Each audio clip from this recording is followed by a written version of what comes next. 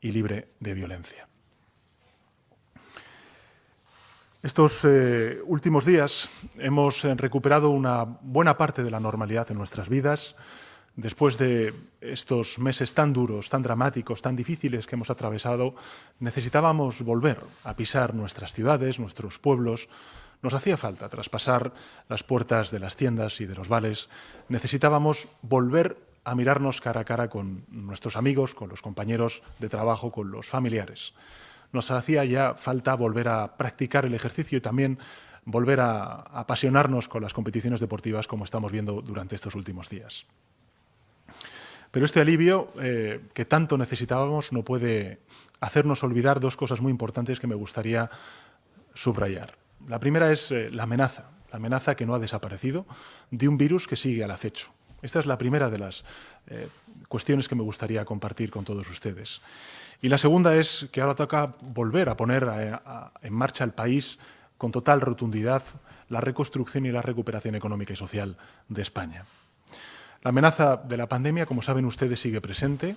La pandemia no ha terminado. Basta volver la vista a lo que sucede hoy mismo en América del Norte y América del Sur para poder comprobarlo.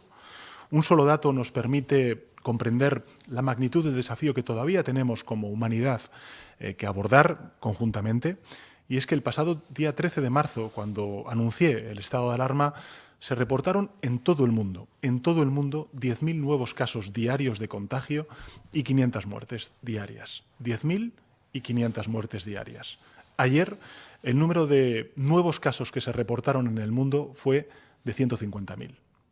150.000. 10.000, 150.000. Y también el número de fallecidos ascendió a 5.000 diarios. Es decir, la pandemia es 15 veces más feroz en el mundo que hace 3 meses. Las víctimas mortales ayer fueron 10 veces más que el pasado 13 de marzo, cuando decretamos el estado de alarma en nuestro país. Es cierto que hemos conseguido, entre todos y con muchísimo esfuerzo, doblegar la curva de contagios y hemos logrado arrinconar al virus en nuestro país y también en el continente europeo. Y el epicentro se ha desplazado a otras latitudes mucho más lejanas. Pero el riesgo no ha desaparecido. Una segunda ola, nos dicen todos los expertos, es posible, es un riesgo cierto y debemos evitarlo a toda costa porque nos llevaría contra el muro y depende de cada uno de nosotros evitarlo. Ciertamente debemos prepararnos mejor frente a ese riesgo en el futuro cercano y también en el futuro más lejano.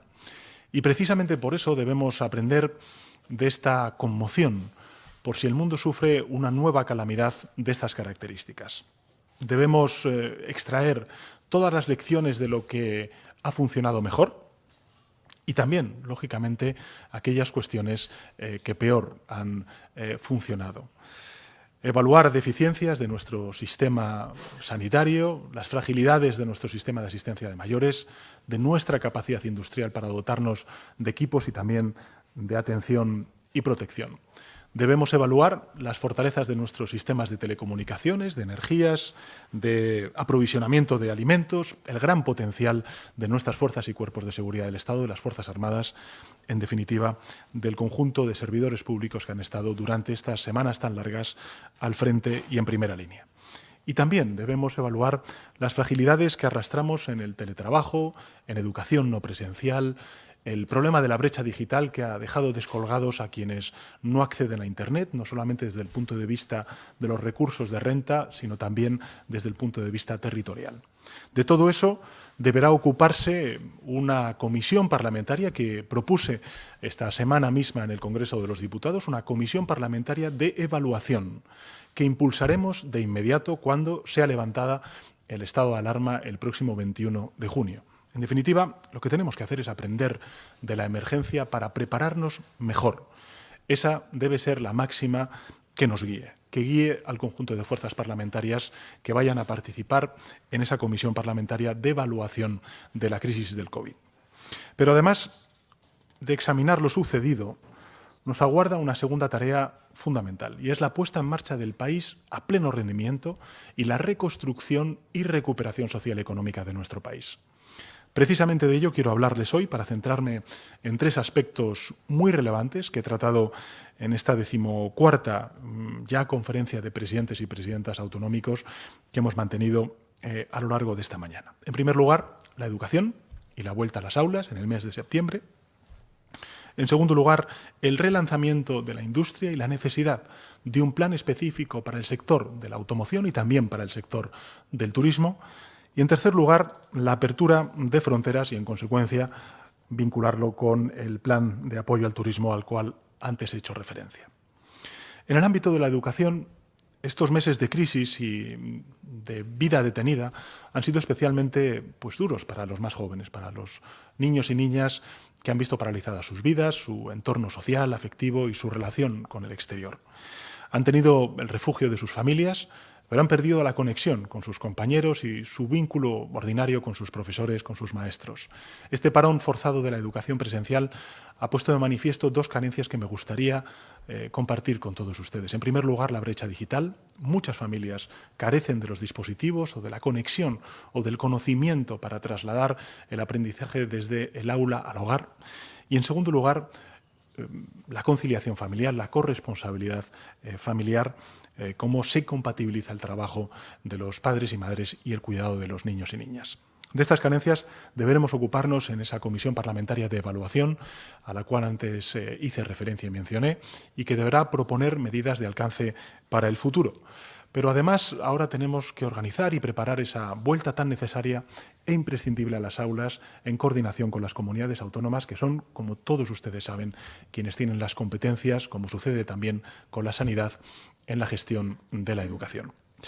Los ministerios de Sanidad y de Educación y Formación Profesional a lo largo de estas últimas semanas han estado trabajando codo con codo y han elaborado un documento marco que fue presentado la pasada semana, esta semana que estamos terminando, y discutido con los consejeros y consejeras de educación de los distintos gobiernos autonómicos y cuyo único propósito es establecer lo que corresponde al Gobierno de España, que son recomendaciones a las autoridades competentes en materia educativa, que son las comunidades autónomas.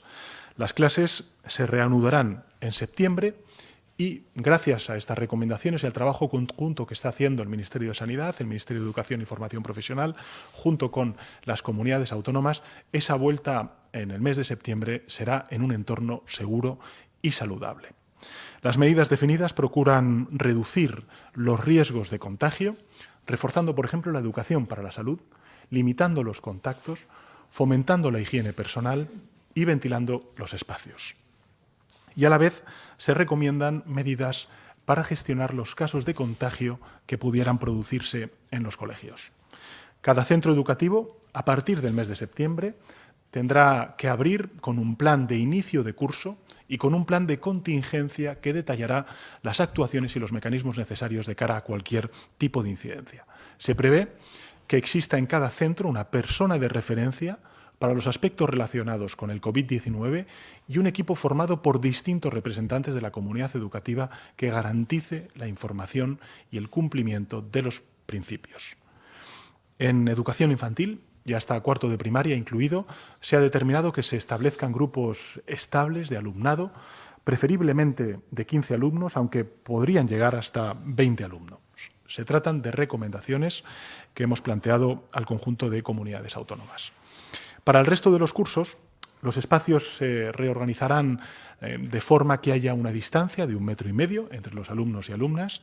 La mascarilla será obligatoria a partir de quinto de primaria y también en los 4 cursos anteriores, cuando los alumnos y alumnas no estén con su grupo estable de convivencia.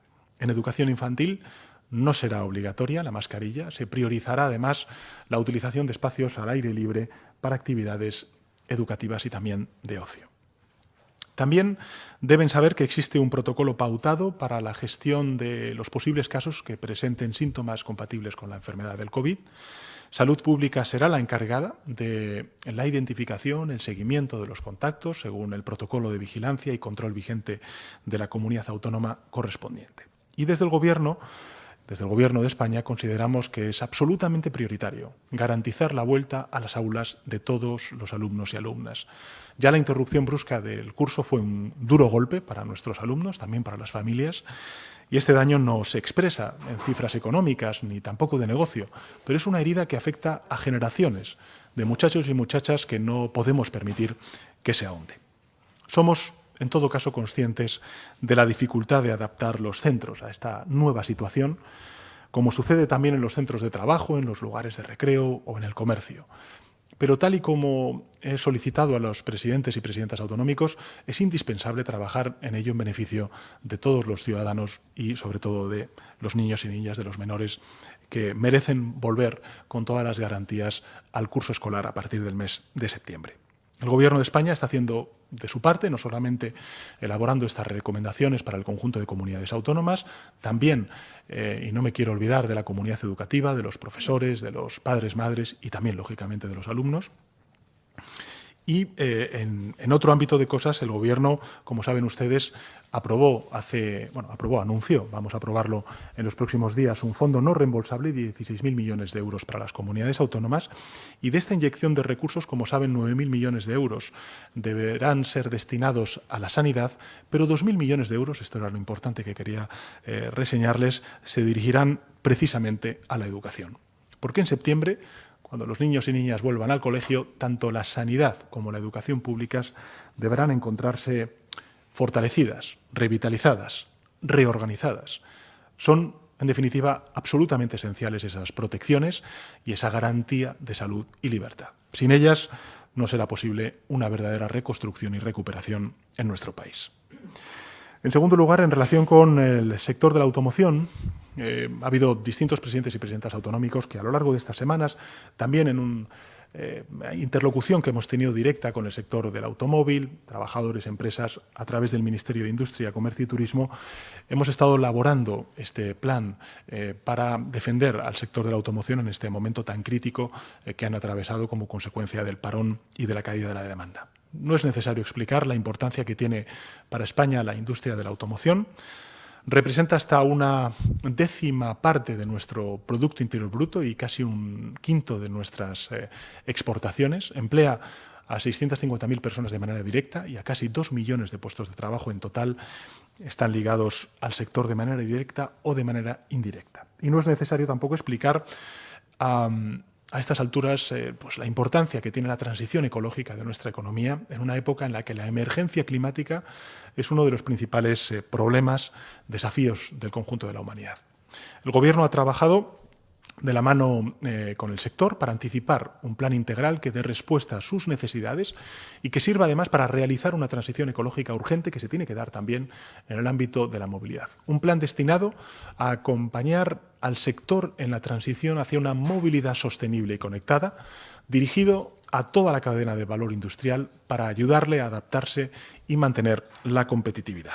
Y coherente, lógicamente, con nuestros compromisos internacionales de lucha, adaptación y mitigación del cambio climático. Queremos promover la estabilidad, el impulso del sector de la automoción, y los vehículos del futuro se parecerán muy poco a los del pasado, en lo que se refiere a la incidencia en el medio ambiente.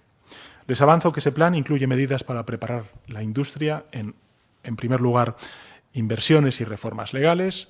En segundo lugar, con un estímulo a la investigación y a la innovación. En tercer lugar, con la fiscalidad que le dote de una mayor competitividad. Y, por último, con una formación y cualificación profesional para dotar de recursos humanos a la industria. Lo daremos a conocer, eso se lo anuncio, daremos a conocer este plan de automoción en el día de mañana, el lunes, en un encuentro que tendré en el Palacio de la Moncloa con todos los representantes del sector. Y les anuncio que estará respaldado este plan por un presupuesto de 3.750 millones de euros. Habrá financiación para la renovación del parque de vehículos, incentivando especialmente los vehículos eléctricos y con ayudas especiales a las familias de menos recursos para que nadie quede atrás en este proceso. También resultarán beneficiados los empresarios, los trabajadores y trabajadoras autónomos a través de los ahorros en combustible que comportará la renovación de su flota.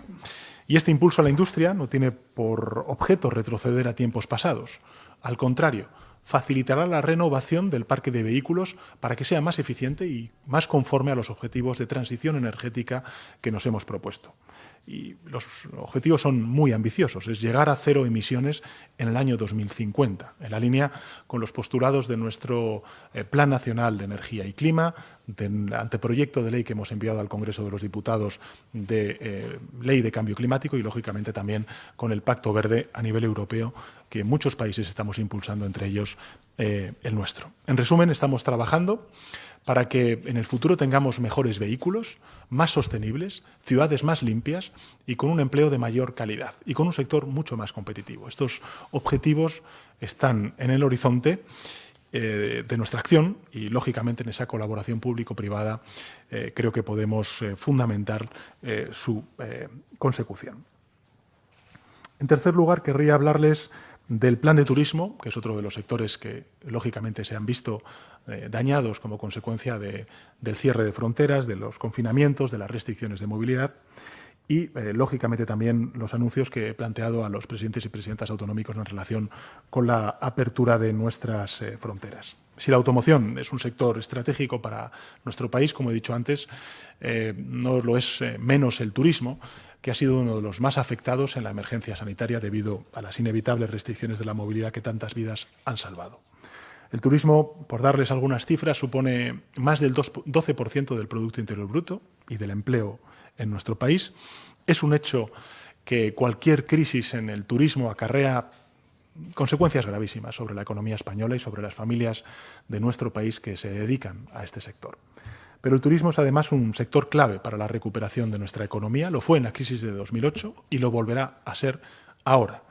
Y como en la automoción, la superación de esta crisis no puede llevarnos al punto anterior. Hemos de aprovecharla también para transformar nuestras grandes fortalezas de nuestra oferta turística para impulsar, en definitiva, una renovación urbana y hacerla más sostenible, desde el punto de vista también medioambiental. Y con este objetivo, el Gobierno presentará el próximo jueves un plan de impulso del turismo diseñado junto con los representantes del sector y con la coordinación de las comunidades autónomas. La recuperación de la actividad turística será prioritaria para el Gobierno de España.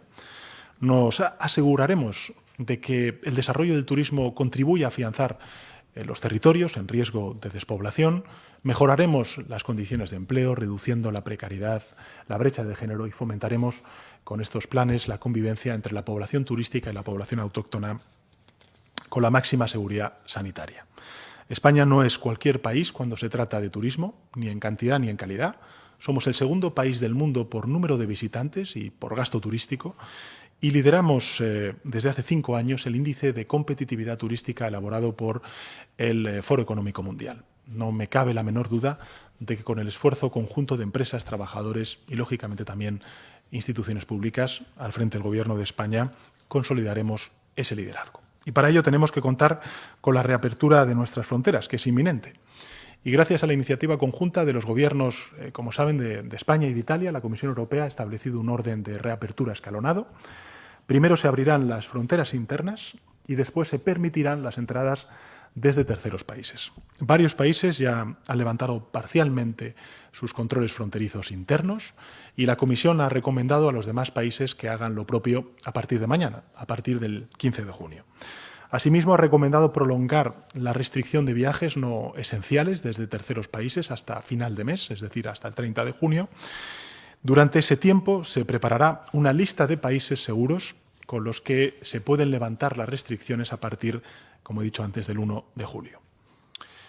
Me gustaría decir que en un día como hoy, un 14 de junio de hace 35 años, se firmaba el Tratado de Schengen, que abría el camino a la eliminación y los controles fronterizos y marcaba el futuro de la integración europea.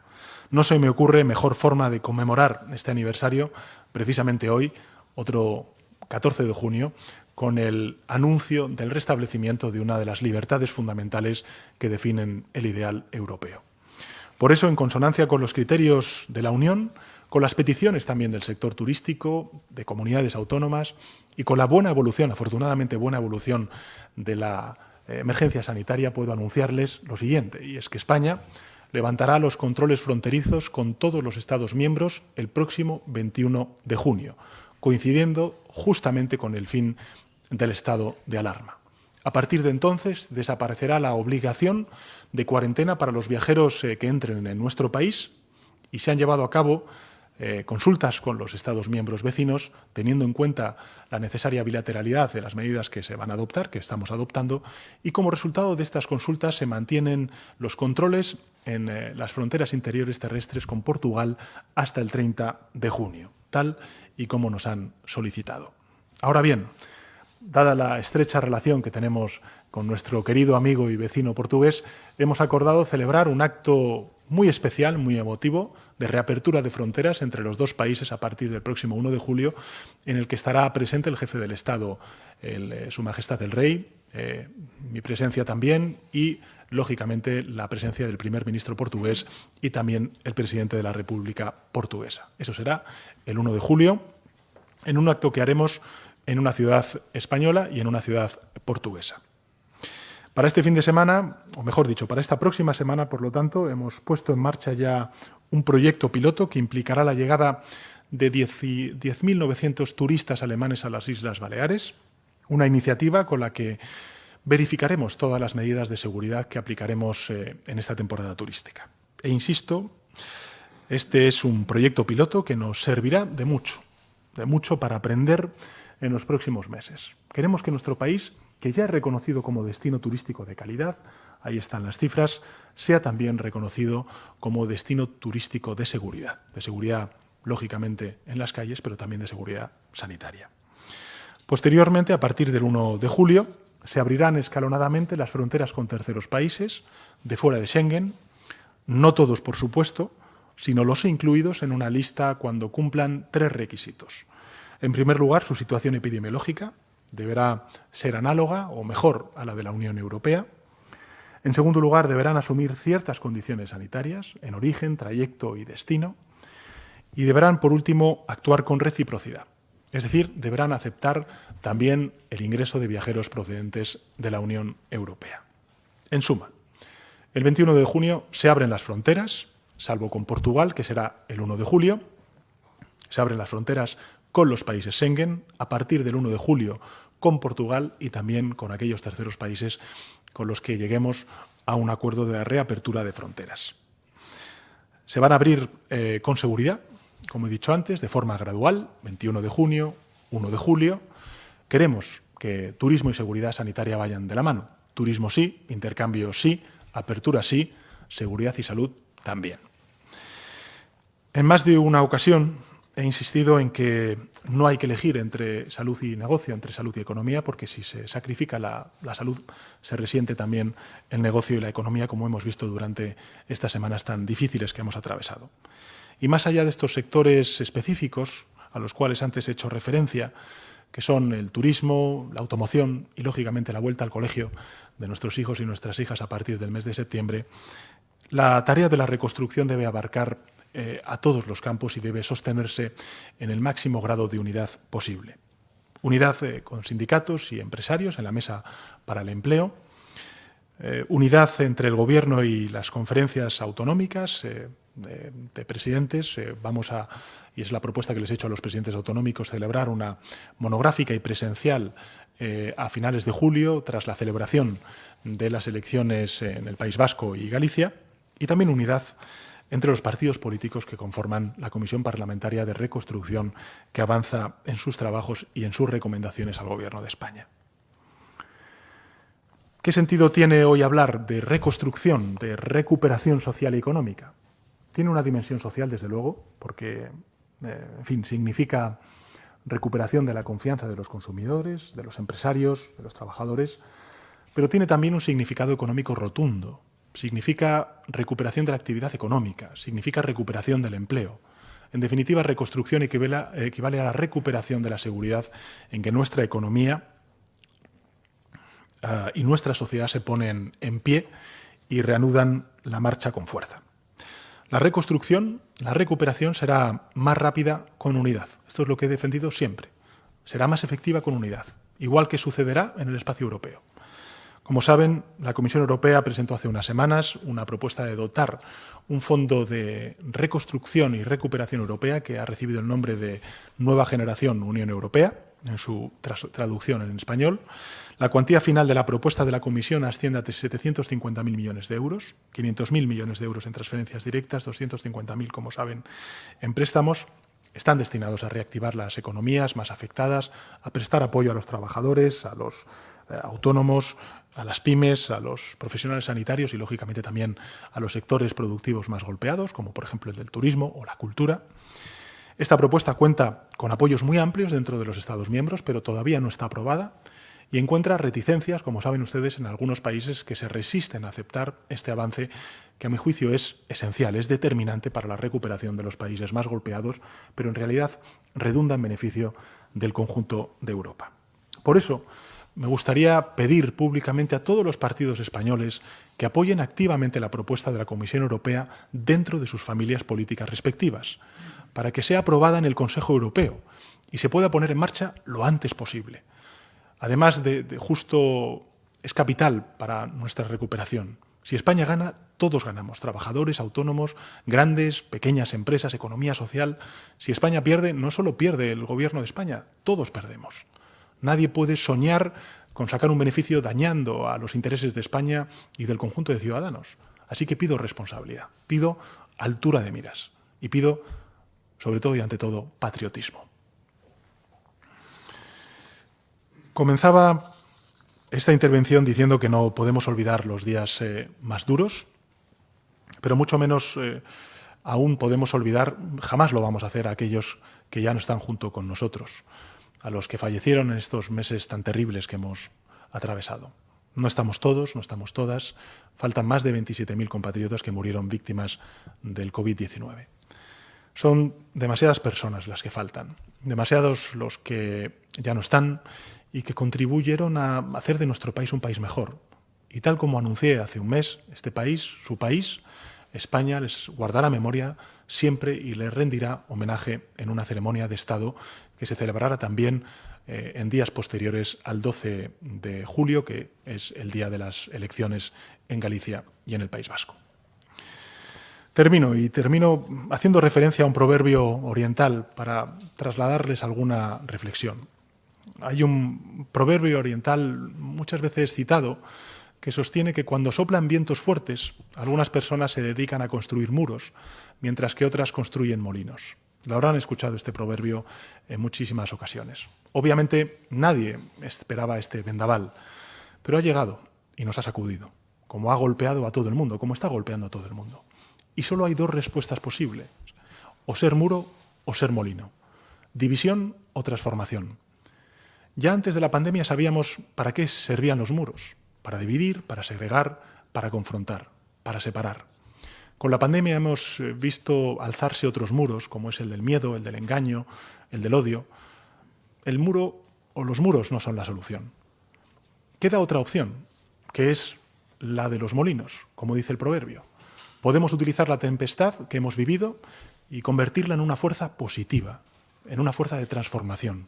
Una fuerza positiva para reencontrarnos forjando alianzas entre los más jóvenes y los más mayores, que han sido los más expuestos a los daños del virus, empresarios y trabajadores que quieren preservar y relanzar sus empresas y sus empleos, alianzas entre todos los pueblos de España, la unión de todas las fuerzas políticas con el objetivo de reconstruir y recuperar el empleo y el crecimiento económico. En todos los territorios de España empezamos a disfrutar de esas cosas, muchas veces pequeñas, que dan sentido a la vida, cosas que antes pensábamos que eran seguras y para siempre y ahora sabemos que se pueden perder y lo costoso que es volver a conquistarlas. Hemos pagado como sociedad, como país, un precio muy alto para recuperar una parte de la normalidad de nuestras vidas. Está en nuestras manos transformar toda esta aspereza y este dolor en algo que nos haga mejorar y que nos fortalezca como país, como comunidad. Está en nuestras manos actuar con constancia, con humildad, para orillar lo que nos enfrenta y aquello que nos separa. Podemos hacer mejor, mucho mejor nuestro país, aprovechando el esfuerzo al que nos ha obligado esta desgracia. Es esta esperanza de un futuro mejor la que nos mantuvo en pie a todos, a todas, los días más duros de esta pandemia, y es esta esperanza la que tenemos que hacer realidad ahora. Así que muchas gracias por su atención y muchas gracias también y ante todo por su responsabilidad y generosidad. Presidente, comenzamos entonces con los turnos de preguntas en esta comparecencia de prensa. Hoy participan los siguientes medios: la cadena SER, Expansión, Telecinco, Es Diario, TV3, El Confidencial Digital, El Diario.es, Clarín y Onda Madrid. Seguiremos este orden. Si le parece, por favor, a los compañeros que se identifiquen. Comienza la cadena SER, sus servicios informativos. Hola, buenas tardes. Inma Carretero de la cadena SER. Me alegra de verle de nuevo, presidente. Quería preguntarle por los presupuestos. Me gustaría saber hasta qué punto cree compatible el acuerdo programático de PSOE y Unidas Podemos con la política económica y, sobre todo, fiscal de Ciudadanos, y hasta qué punto cree revisable esos contenidos del acuerdo en aras de un posible acuerdo de presupuestos y para buscar una mayoría en una eventual negociación con Ciudadanos. Por otro lado, el otro día en el Congreso le preguntaron por posibles recortes y usted habló de reformas. ¿Qué reformas se plantea el Gobierno y qué escenario maneja sobre la posible condicionalidad que pueda plantear la Comisión Europea para transferir los fondos de ese plan de reestructuración al que acaba de hacer referencia? ¿Qué condiciones cree que tendremos que cumplir los Estados miembros? Y, por último, me gustaría saber si apoya el plan de su vicepresidente Iglesias de limitar la gestión privada de las residencias de ancianos. Él ha dicho que el modelo actual está altamente precarizado, altamente privatizado y que es peligroso para la salud. Me gustaría saber si está de acuerdo con esta reforma. Gracias. Bueno, muchas gracias, Inma. A mí también me agrada mucho volver a verla a usted y al resto de compañeros y compañeras en esta sala de prensa.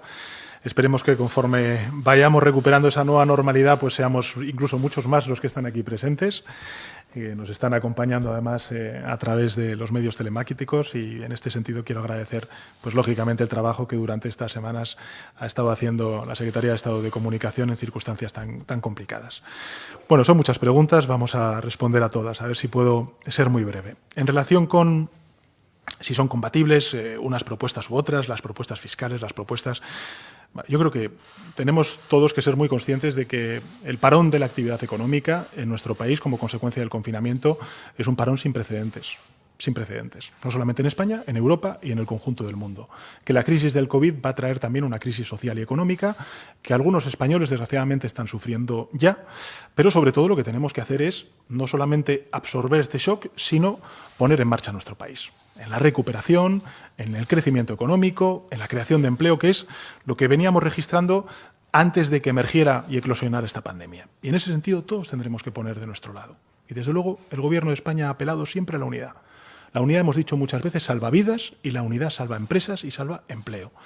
Y creo que si es tan justificado en un momento dado que pongamos todos de nuestra parte para lograr unos presupuestos, es en estas circunstancias tan complejas, tan difíciles, tan extraordinariamente dramáticas como ha atravesado nuestro país. Y a mí me parece que sería una muy buena noticia para el sector productivo, para los profesionales sanitarios, para los trabajadores y trabajadoras, para aquellas personas que van a sufrir las consecuencias de esta crisis, el tener unos presupuestos amoldados a la realidad económica y social tan extraordinaria que estamos atravesando. Con lo cual, nosotros como Gobierno tendemos la mano a todas las fuerzas parlamentarias dispuestas a echar una mano, a arrimar el hombro para que España salga cuanto antes de esta crisis y recupere la senda de crecimiento económico y creación de empleo que teníamos hasta la emergencia de esta pandemia el pasado mes de marzo. Sobre las reformas y la condicionalidad que usted antes comentaba, yo he hecho una reflexión que me gustaría compartir con todos los partidos políticos, ya sean de derechas, de izquierdas en nuestro país. En Europa, por favor, vayamos de la mano. No pidamos cosas que son contraproducentes, ya no digo para España, sino son contraproducentes hasta incluso para la preservación de un gran hito en nuestro continente y en nuestro proyecto europeo, como es el mercado único. La respuesta que está dando la Comisión Europea con esa propuesta es una propuesta sin precedentes, es un punto de inflexión en lo que es la respuesta a una crisis económica completamente distinta a la que se dio en 2008, sino que también es una respuesta que va en favor de una mayor integración, de un mayor compartir una respuesta común a un problema común como es esta pandemia, que aunque haya afectado a unos países más que a otros, desde el punto de vista económico y social, el parón es semejante en todos los países que pertenecen al mercado único y a la zona euro. Por tanto, desde el punto de vista de la posición de todos los partidos políticos, con independencia de que estén en el gobierno o no en el gobierno de España, están en gobiernos autonómicos, creo que debe ser la misma. Y debe ser la que está manteniendo de manera humilde España junto con otros muchos países en el seno de la Unión.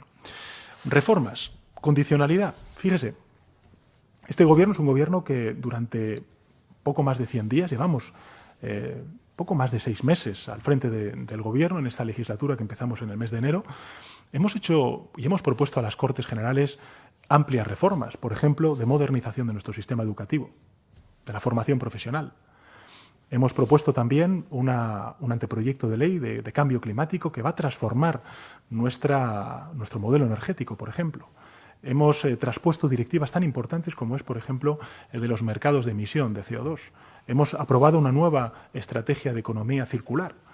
Evidentemente, estamos planteando respuestas en positivo a una crisis que ha acelerado muchos cambios que ya veíamos venir, por ejemplo, en el ámbito de la digitalización, no solamente de la educación, sino también de las empresas. Por lo tanto, nosotros estamos siempre dispuestos a las reformas, pero en una respuesta positiva a una crisis que tiene que permitirnos transformar en positivo este sistema económico que tenemos. Desde luego, el Gobierno de España lo ha dicho claramente, nosotros lo que queremos es una respuesta inclusiva y sostenible.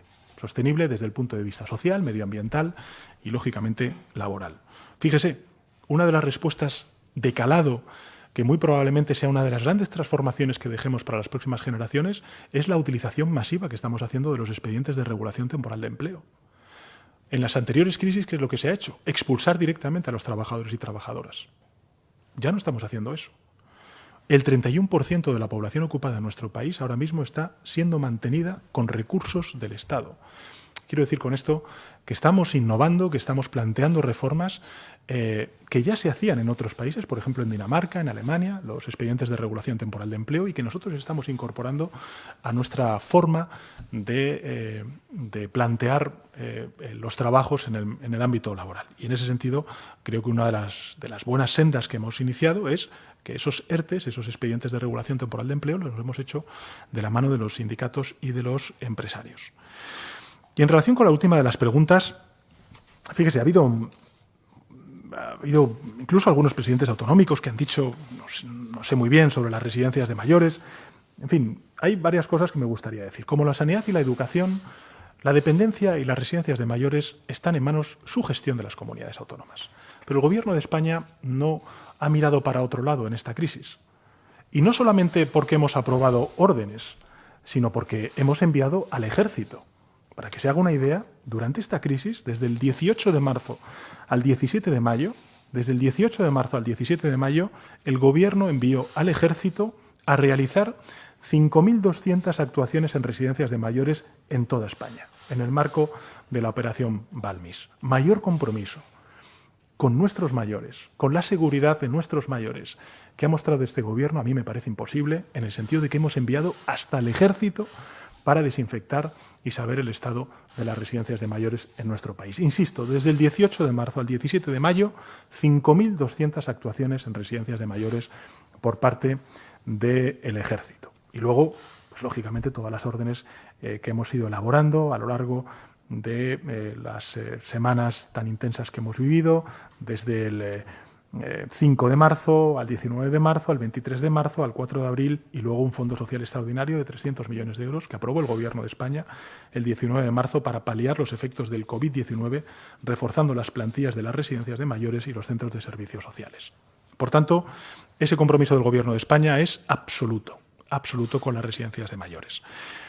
Insisto, el Ejército, 5.200 actuaciones.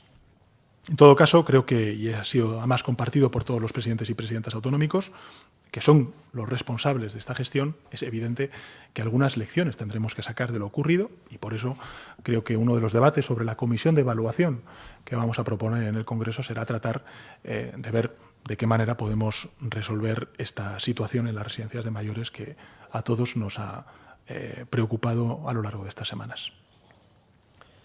Pregunta por videoconferencia Expansión. Adelante. Mercedes Arrayer, de Expansión. ¿Qué medidas relativas a la fiscalidad incluye el plan de industria de automoción y significa que renuncia a la subida del diésel que iba en sus presupuestos junto al resto de subidas de impuestos?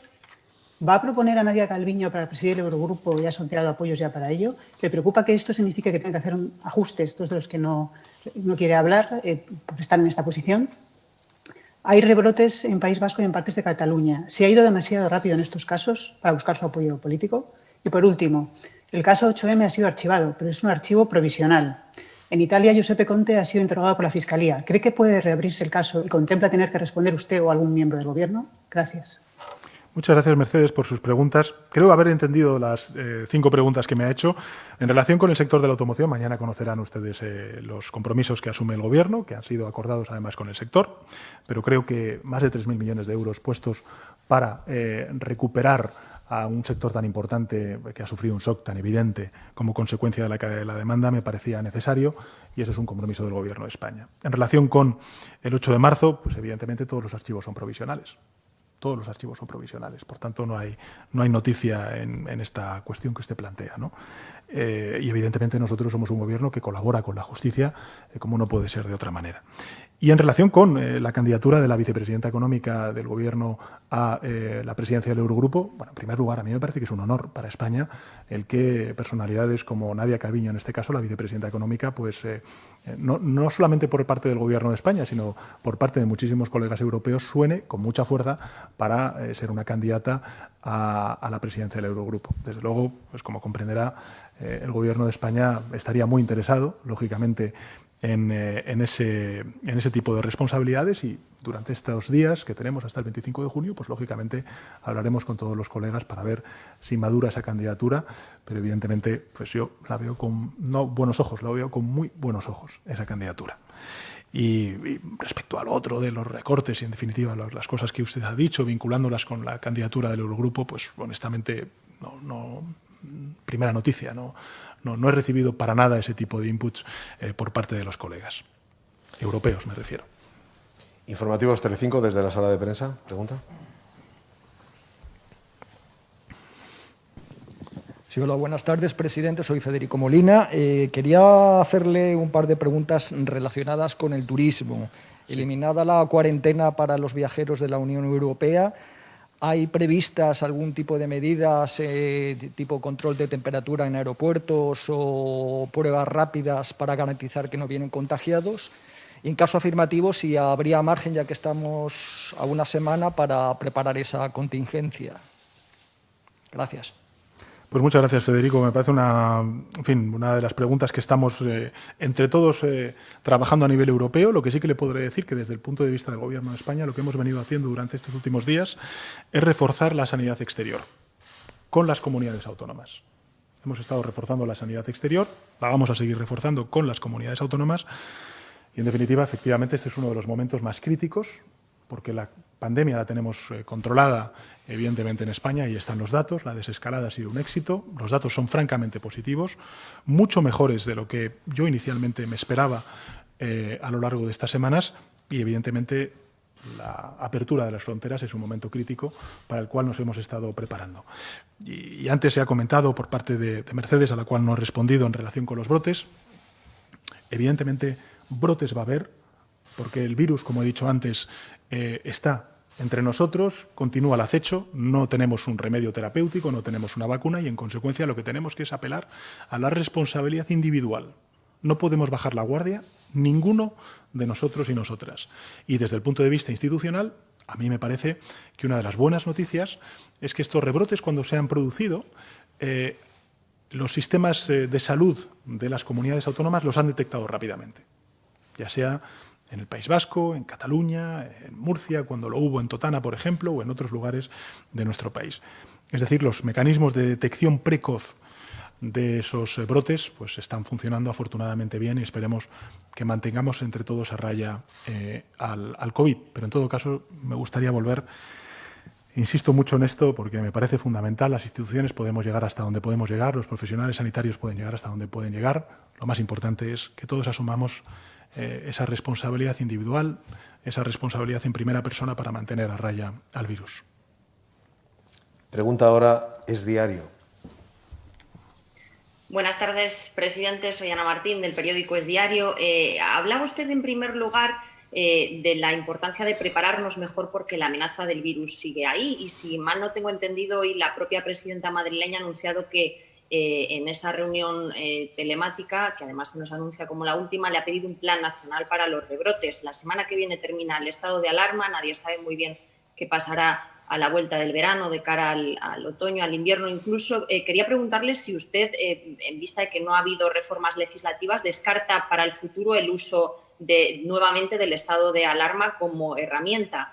Y en segundo lugar, si me lo permite, quería volver a insistir sobre el archivo de la causa que estaba instruyendo un juzgado de Madrid sobre la manifestación del 8 de marzo. Quería preguntarle si que con este archivo considera que tanto usted como su gobierno quedan eximidos de lo que se refiere a la responsabilidad política de haber mantenido esa manifestación. Se lo digo porque en el auto la juez dice textualmente que las concentraciones de marzo incrementaron el peligro de contagio y por ello fueron un riesgo cierto y seguro para la salud pública. Gracias. Muchas gracias, Ana. En relación con la videoconferencia, efectivamente, y quiero además agradecer a todos los presidentes y presidentas autonómicos que hemos tenido, en fin, 14 videoconferencias. Recordarles que me parece que han sido 6 las que se han celebrado en los últimos 40 y tantos años de democracia, y solamente en este semestre hemos celebrado 14 videoconferencias de presidentes y nos hemos quedado convocados a finales de julio para una conferencia de presidentes y presidentas presencial. Es decir, el esfuerzo que ha hecho el Gobierno de España y el esfuerzo que han hecho las comunidades autónomas por trabajar hombro con hombro en circunstancias tan difíciles como las que hemos vivido, el conjunto de la sociedad, merece mi reconocimiento y mi agradecimiento, y así lo hago. Lo he hecho antes en privado a todos y cada uno de los presidentes autonómicos, pero lo hago público también. En relación con el Plan Nacional de Rebrotes, en fin, vamos a ver. El Gobierno de España ha aprobado un Real Decreto Ley que ahora está pendiente de convalidación en las Cortes Generales, que es el Real Decreto Ley, donde establecemos lo que llamamos los parámetros de esa nueva normalidad, en donde establecemos los criterios de sanidad que nos han dicho tenemos que asumir en primera persona todos los ciudadanos para poder hacer frente y tener a raya el virus. Distancia social, uso de mascarillas, en definitiva, todo lo que ustedes saben del Real Decreto Ley. En segundo lugar, durante estos meses lo que hemos hecho ha sido también engrasar y mucho la interlocución entre el ministro de Sanidad y los consejeros y consejeras de Sanidad en el Consejo Interterritorial, que será el principal foro para evaluar desde el punto de vista multilateral la evolución de la epidemia, sin perjuicio de que, evidentemente, el ministro de Sanidad va a mantener una interlocución bilateral con todas y cada una de las comunidades autónomas y ciudades autónomas para seguir al segundo, no al minuto, al segundo, la evolución de la epidemia y el que puedan surgir nuevos brotes. En fin, nosotros hemos planteado un estado de alarma hasta el 21 de junio y he de recordarle que el Partido Popular ha votado en contra de esos estados de alarma. Por tanto, lo que le quiero decir con esto es que yo no rechazo el que en un futuro tengamos que volver a necesitar el estado de alarma, pero no es mi intención.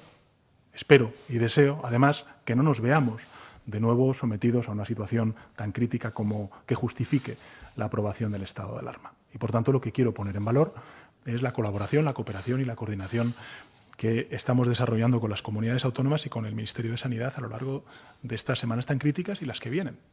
Y, por tanto, creo que todos nos hemos pertrechado de suficientes recursos, material, capacidades, inteligencia también, porque antes no sabíamos, desconocíamos la naturaleza de este virus, ahora empezamos a conocerle de una manera mucho más certera, pues tenemos instrumentos suficientes como para poder abordar esta nueva normalidad con más garantías. Pero, evidentemente, ese instrumento constitucional está ahí, existe, y, evidentemente, la respuesta que dará el Gobierno será proporcional al desafío del mismo. Y en relación con la última de las cuestiones del auto, pues es simplemente decir que el Gobierno respeta, pues lógicamente, las sentencias judiciales, en este caso el archivo de una causa sobre el 8 de marzo y no tengo mucho más que añadir, la verdad. TV3, desde la sala de prensa. Buenas tardes, presidente. Soy Albert Calatrava, de Televisión de Cataluña. Primero, durante la videoconferencia de hoy, el presidente Torra ya ha anunciado que pedirán que Cataluña pase a fase 3 la semana que viene y no esperar al lunes siguiente. Me gustaría saber si cree usted que es posible atender esta petición o cree que es precipitado. Después, presidente, usted también comentó que una vez se superase el estado de alarma sería el momento de abordar cuestiones que habían quedado aparcadas como la mesa de diálogo.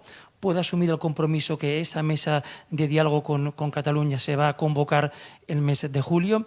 Y, por último, si mantiene que quiere basar la legislatura en aquellos partidos a nivel parlamentario, aquellos partidos que le facilitaron la investidura, como es el caso de Esquerra o del PNV, o después de lo que vimos el viernes, de las últimas votaciones, de los gestos con Ciudadanos, ya podemos decir que claramente hay un cambio de estrategia, con lo que ello significa de riesgo algunos partidos como el PNV o Esquerra Republicana especialmente, que ya han advertido que son del todo incompatibles con Ciudadanos. Muchas gracias. Pues muchas gracias, Albert, por sus preguntas. En relación con la primera de ellas, es verdad que hoy ha dicho el presidente Torra que quería pasar a fase 3, que la totalidad de Cataluña, en fin, no me corresponde a mí, corresponde en este caso a los expertos del CAES, a las autoridades sanitarias, el compartir esta cuestión con la Generalitat de Cataluña, con la Consejería de Sanidad y, en fin, lo que ellos decidan, bien decidido estará y, por tanto, yo ahí lo que he hecho ha sido, a lo largo de estos meses, basarme en criterios de expertos epidemiológicos y, por tanto, yo, digamos que tengo poco que añadir a esta cuestión, salvo reafirmar el que ha sido la ciencia la que ha, explicado, justificado las medidas que hemos ido tomando desde el Gobierno de España. En segundo lugar, en relación con la mesa de diálogo, sí, yo lo he dicho en muchas ocasiones, desde luego no tendré ningún problema en que se celebre en el mes de julio, entre otras cosas porque significará que esta emergencia sanitaria está definitivamente superada, que será una extraordinaria noticia para todos. Y en relación con la legislatura y si Ciudadanos, Esquerra, el PNV, en fin, tenemos un Parlamento tan fragmentado. La ciudadanía lo que nos pide es que lleguemos a acuerdos. Las circunstancias, yo creo que ha atravesado la ciudadanía nos llevan a que evidentemente todos tengamos que arrimar el hombro. Fíjese, es la primera vez en muchos años que se celebran conferencias de presidentes en los que están presentes pues, todos los presidentes y presidentas autonómicos. Quiero decir, hay una demanda. Vote lo que vote cada cual en sus contiendas electorales y vota a partidos independentistas, partidos recentralizadores, partidos de izquierdas, partidos de derechas, partidos nacionalistas, en fin, de todos los colores. Ahora mismo hay una ciudadanía que lo que demanda ansía es unidad por parte de todas las fuerzas políticas.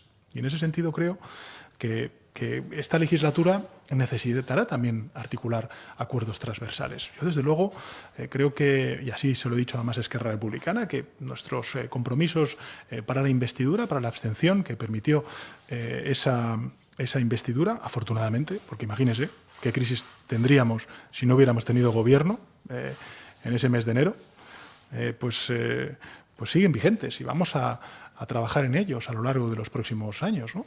Y ahí está, por ejemplo, retomar la convocatoria de la mesa de diálogo.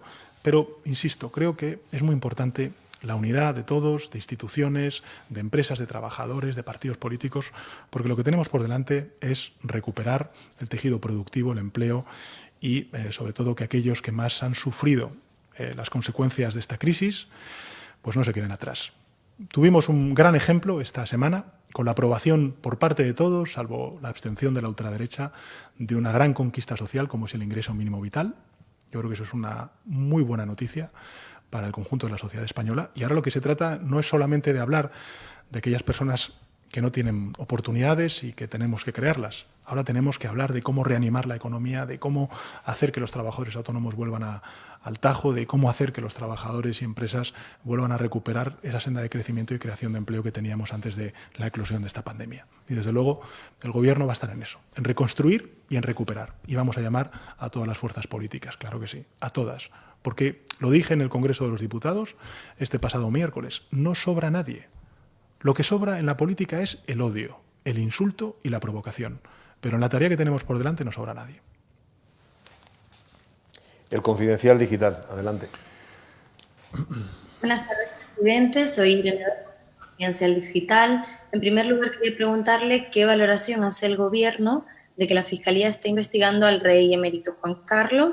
En segundo lugar, habla usted de la educación como uno de los ejes fundamentales para trabajar en esta vuelta a la normalidad y explica concretamente la vuelta a las aulas de colegio. ¿Hay algún plan para la vuelta en las universidades? ¿Se espera también que sea presencial? ¿Podrá ser a partir de septiembre? Y ya por último, hoy en la conferencia con presidentes autonómicos ha dicho usted, presidente, que podría haber una sorpresa positiva en la búsqueda de la vacuna. ¿Puede aclarar exactamente a qué se refiere? ¿Qué información hay?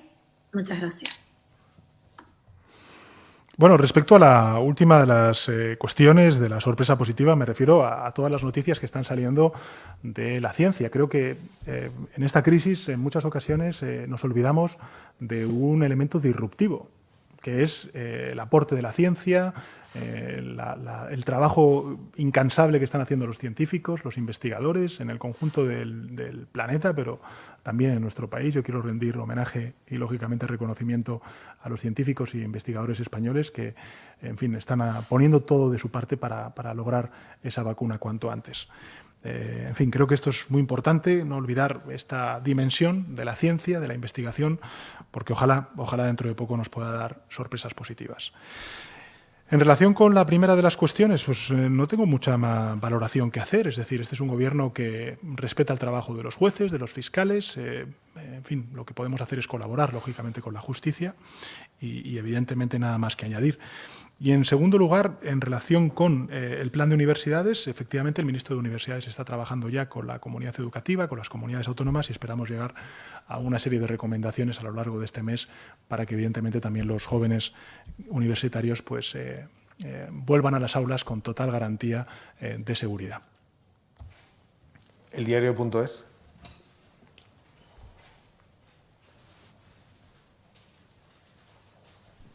Hola, presidente. Buenas tardes. Yo le quería volver a preguntar sobre el tema de los presupuestos. Al fin y al cabo, para que haya años de legislatura es imprescindible que haya unos presupuestos este año. ¿Esos presupuestos pasarán inevitablemente por el acuerdo de legislatura que tienen PSOE y Unidas Podemos, o está usted dispuesto a hacer alguna renuncia para conseguir sumar a otros grupos? Y luego le quería preguntar más claramente, en el caso de que Esquerra y PNV le digan que ellos son incompatibles con Ciudadanos, ¿usted priorizará ese diálogo que ha empezado con Ciudadanos o se fijará en los socios prioritarios, que es lo que dijo la portavoz y ministra de Hacienda? También le quería preguntar si descarta una crisis de gobierno en el caso de que finalmente Nadia Calviño se vaya al Eurogrupo. Y por último, en el acuerdo que suscribieron con Bildu, figuraba que la derogación de los aspectos más lesivos de la reforma laboral se llevaría a cabo antes de que finalizaran las medidas extraordinarias adoptadas en materia económica y laboral por la COVID-19. ¿Cuándo se van a impulsar, cuándo se van a impulsar esos cambios legislativos de la reforma laboral? Gracias. Pues muchas gracias, Irene, por sus preguntas. En relación con los presupuestos, hay que recordar que este es un gobierno que tiene 155 escaños de partida, 120 y 35, 120 del Partido Socialista y 35 de Unidas Podemos, y las confluencias, con lo cual hasta 176, que es la mayoría absoluta, porque el Congreso de los Diputados tiene 350, tenemos un salto que dar, ¿no?, de 21 escaños, con lo cual, pues evidentemente miraremos a aquellos partidos que apoyaron la investidura de manera activa o simplemente no bloqueando. Y, evidentemente, como he dicho antes, creo que será muy importante que seamos todos los grupos parlamentarios lo suficientemente conscientes de la envergadura del desafío que tenemos por delante. Y creo que si se justifica de alguna manera el que podamos tener unos presupuestos en este año con acuerdos transversales, pues me parece que es este momento. Y es un momento inédito. Recordemos que estamos sufriendo la mayor pandemia en el mundo de estos últimos 100 años, se dice pronto, y, por tanto, creo que tendremos que anteponer los intereses generales a los intereses particulares de uno u otro proyecto político. En todo caso, nosotros tenemos nuestro acuerdo de gobierno que queremos sacar adelante, hablaremos con todas las fuerzas políticas, insisto, tenemos 155 escaños y, por tanto, pues no es que tengamos que renunciar a nada, es que tendremos que complementar nuestros acuerdos de gobierno con el aporte de otros grupos parlamentarios que legítimamente considerarán que los presupuestos generales tienen que contar con bueno, pues sus aportaciones y sus perspectivas distintas, ¿no? No tiene por qué haber crisis de gobierno porque Nadia Calviño, la vicepresidenta, sea presidenta del Eurogrupo. Son puestos complementarios y, por tanto, no implicaría la salida de la vicepresidenta del gobierno. Sería, al contrario, no solamente un reconocimiento, sino también a su trabajo y a España, sino también, yo creo que una muy buena noticia para nuestro país. Y en relación con la última de las cuestiones, el Gobierno va a priorizar el diálogo social. Tenemos por delante muchas cosas que hablar con ellos, por ejemplo, la extensión de los ERTES y, por tanto, vamos a priorizar el diálogo social entre sindicatos, empresarios y Gobierno de España. El diario argentino Clarín pregunta ahora. Sí, ¿qué tal? Presidente, soy Marina Artusa, la corresponsal del diario Clarín de Argentina. Hoy se cumplen 3 meses de la declaración del estado de alarma. Yo quería preguntarle, en estos 3 meses, por un lado, ¿cuál ha sido la decisión más difícil que le tocó tomar? Por otro lado, también en sintonía con esto, mirando en perspectiva, ¿qué hubiera hecho distinto, de otro modo? Y después, mirando hacia Latinoamérica, que es una región con la que usted más de una vez dijo que tiene un contacto y una relación estrecha. A mí me consta que en 5 meses usted recibió 2 veces al presidente argentino, en septiembre del 2019, cuando era precandidato, y en febrero de este año, ya como presidente electo. Quería saber si usted tiene contacto con los mandatarios de Latinoamérica en estos momentos tan difíciles, donde la región está siendo tan castigada por la pandemia. Y respecto de una última cosa que usted señaló recién en su comparecencia, sobre la posible lista de países mirando hacia la apertura de fronteras a partir del 1 de julio, si esa lista es una lista que cada país de la zona Schengen elaborará, o si será una lista conjunta, y qué valoración hace respecto de países, de visitantes provenientes de América Latina. Muchas gracias. Muchas gracias, Marina, por sus preguntas. La decisión más difícil, pues aprobar el estado de alarma. En fin, el suspender pues derechos tan fundamentales como es, por ejemplo, el de la libertad de movimiento o el derecho a la reunión, pues me parece que, evidentemente, para cualquier gobernante pues son medidas muy drásticas, muy difíciles por el impacto que tienen, ¿no? De decirle a la ciudadanía que se tiene que quedar en casa y que tenemos que hacer un confinamiento para frenar el virus. ¿Qué habría hecho distinto? Pues en fin, ahora mismo le podría decir que, desde luego, el habernos aprovisionado mucho antes de las EPIs, por ejemplo, para los profesionales sanitarios, hubiera sido una de las cuestiones o por ejemplo, los respiradores para las UCIs, evidentemente, o incluso también el haber reorientado antes pues nuestra fabricación para un autoabastecimiento. En definitiva, cosas que ahora resultan muy evidentes, que en febrero pues todo el mundo desconocía, también en nuestro país. Y, evidentemente, pues creo que una de las lecciones que tenemos que sacar en esa comisión de evaluación, a la que apelo a todos los grupos parlamentarios a constituir en cuanto levantemos el estado de alarma, pues está el que esta pandemia tiene que dejar una huella de preparación, de prevención, que antes no teníamos. Y creo que eso, en fin, sería lo que haría distinto.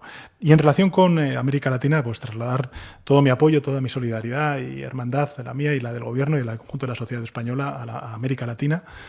He tenido contacto con distintos presidentes y presidentas latinoamericanos, presidentes latinoamericanos a lo largo de estas últimas semanas, con los que estamos también ejerciendo una relación de solidaridad, la misma solidaridad que nosotros pedimos a otros países cuando estábamos sufriendo la pandemia, estamos también nosotros desarrollando con estos países latinoamericanos y, desde luego, pues aprovechando que usted es pues periodista de Clarín, pues trasladarle a la Argentina y, lógicamente, también a mi querido amigo, el presidente de Argentina, Alberto, pues todo mi ánimo, toda mi solidaridad y toda mi empatía y el deseo de que nos volvamos a encontrar pronto. de manera presencial, porque eso significará que la emergencia sanitaria ha sido superada.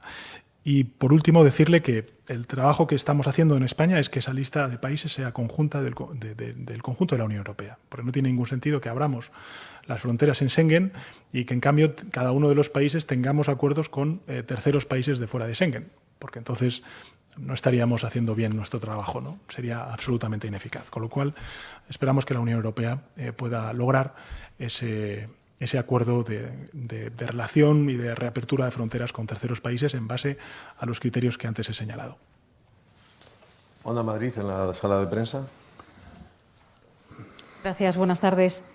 Me gustaría saber si comparte las palabras del vicepresidente segundo, Pablo Iglesias, diciendo que lo vivido en las residencias de Madrid ha sido un escándalo e incluso un crimen. La presidenta Isabel Díaz Ayuso, la presidenta de la Comunidad, ofrece hoy una entrevista en ABC en la que sostiene que nunca llamó el vicepresidente para ayudar y que Iglesias ha echado gasolina siempre que ha podido. Me gustaría saber qué opina de esas palabras. También la presidenta de la Comunidad de Madrid ha pedido hoy en la conferencia de presidentes un plan Barajas, porque puede ser un foco de entrada del virus.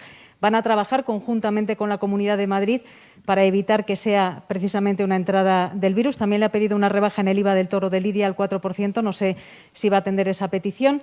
Y vuelvo a una pregunta que le ha hecho Inma sobre los recortes, que no aclaró a la diputada de H. Bildu, a Merche Izpurua, el pasado miércoles. ¿Se limitarán a un repliegue del gasto que ha sido necesario para atajar la crisis provocada por el confinamiento, o están pensando en un recorte en sueldos públicos y en pensiones para recortar el déficit público? Gracias.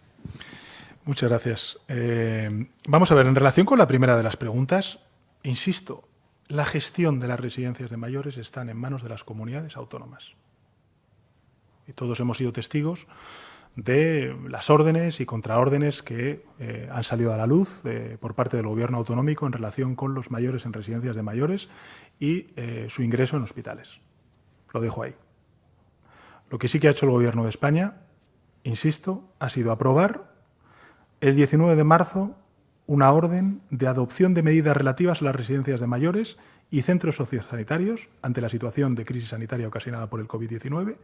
Convertimos un protocolo del Ministerio de Sanidad del 5 de marzo, es decir, 9 días antes de aprobar el estado de alarma, en una orden que, entre otras cuestiones, se instaba a todas las residencias a las siguientes medidas: clasificar a todos los residentes según su relación con el COVID-19, aislar a todos los residentes con infección respiratoria aguda y, con carácter general, siempre que existiera disponibilidad, realizarse la prueba diagnóstica de confirmación de los casos que presenten síntomas de infección respiratoria aguda para confirmar posibles casos de infección del COVID-19. Y estas son cuestiones que aprobó la vicepresidencia segunda de Servicios Sociales, con su liderazgo y el liderazgo del Ministerio de Sanidad. El 23 de marzo se dicta una nueva orden que faculta a la autoridad competente de cada comunidad autónoma para intervenir los centros residenciales según la situación epidémica y asistencial. 300 millones el 19 de marzo, con un fondo social extraordinario para paliar los efectos del COVID-19, reforzando las plantillas de las residencias de mayores y los centros de servicios sociales, la asistencia a domicilio de las personas mayores, dependientes o personas con discapacidad, así como asistir a las personas sin hogar. 300 millones de euros el 19 de marzo. También liderado por la vicepresidencia segunda de Servicios Sociales, de Bienestar Social. E insisto, 5.200 actuaciones en residencias de mayores por toda España, liderados bajo el marco de la Operación Balmis por el Ejército de España, a instancias de mi persona y de las autoridades delegadas competentes en el estado de alarma. La ministra de Defensa, el ministro del Interior, el ministro de Sanidad y el ministro de Transportes, Movilidad y Agenda Urbana. Mayor compromiso que hemos tenido con nuestros mayores, enviando al Ejército a desinfectar y a protegerles en aquellas residencias de mayores donde pudiera existir algún tipo de dificultad o vulnerabilidad, creo que es absoluta. Sobre el plan Barajas, efectivamente, hemos quedado en que el consejero de Sanidad va a hablar con el ministro de Sanidad para trabajar en esta cuestión. Insisto que el Gobierno de España está reforzando la sanidad exterior, que estaba muy debilitada durante estos últimos años, y, por tanto, estamos reforzándola también con el apoyo de las comunidades autónomas. Sobre todo lo de Lidia, decirle que se ha reunido el ministro de Agricultura con el colectivo, con las asociaciones. Me parece que esta semana se va a reunir, tengo entendido, el ministro de Cultura también con estas asociaciones. Y en relación con la última de las preguntas, vamos a ver, o sea, la respuesta que está dando Europa y que está dando España es muy distinta a la que se dio en las crisis de 2008. Ahora lo que estamos es en recuperar la actividad económica, recuperar el empleo y, evidentemente, en dar una respuesta positiva. Insisto, creo, y además lo digo humildemente, creo que esta crisis ha acelerado cambios que veíamos venir. Desde luego, la emergencia sanitaria es uno de ellos, o la emergencia, mejor dicho, climática.